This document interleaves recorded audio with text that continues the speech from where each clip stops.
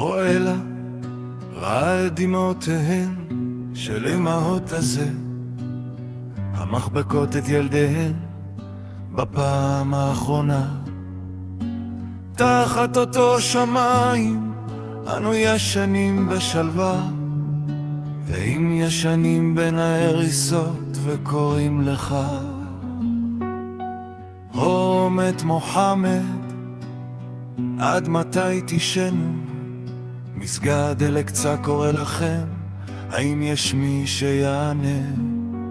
ילדים משננים את הקוראן תחת ההפצצות, ואנו כאן רק צופים מבלי לעשות דבר. פלסטין אינה רק הבעיה של הפלסטינים, זו הבעיה של כל מי שאומר אין אלוה מלבד עליו. מי שנטוש את אל-אקצא נוטש את אמונתו, ומי שמגן עליה מגן על כבודה של כל הקהילה. הואלה, עזור למדוכאים בכוחך, החזר את דיכוי הרודנים עליהם עצמו.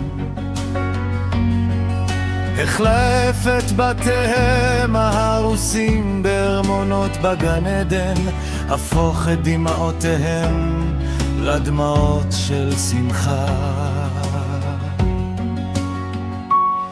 אנו יודעים שהבטחתך אמת, הניצחון קרוב, לאחר הקושי בא הקלה, לאחר הלילה בא השחר.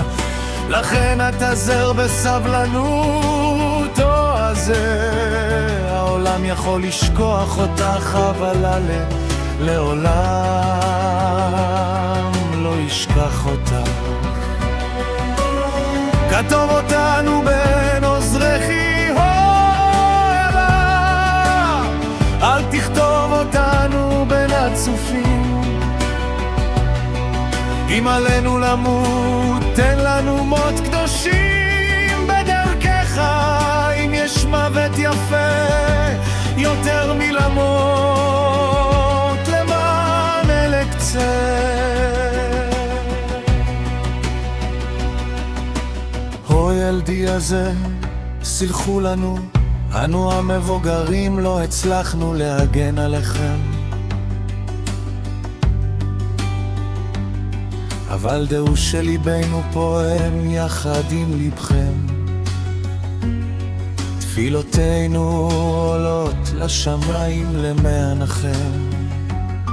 או כובשים, דעו שהאדמה הזו אינה שלכם, פלסטין אינה למכירה, זו אדמת ווקף, אדמת תנביב, היא תישאר מוסלמית עד יום הדין.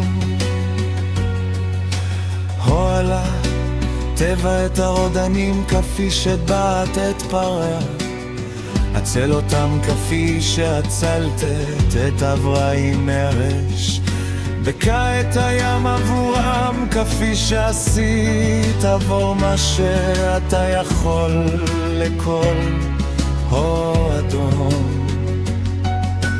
אנו משתוקקים ליום שבו אל-אקצא תהיה חופשית, שבו ילדים ישחקו ללא פחד מפיצוצים, שבו התגביר ימלא את שמיה של ירושלים ומועלה.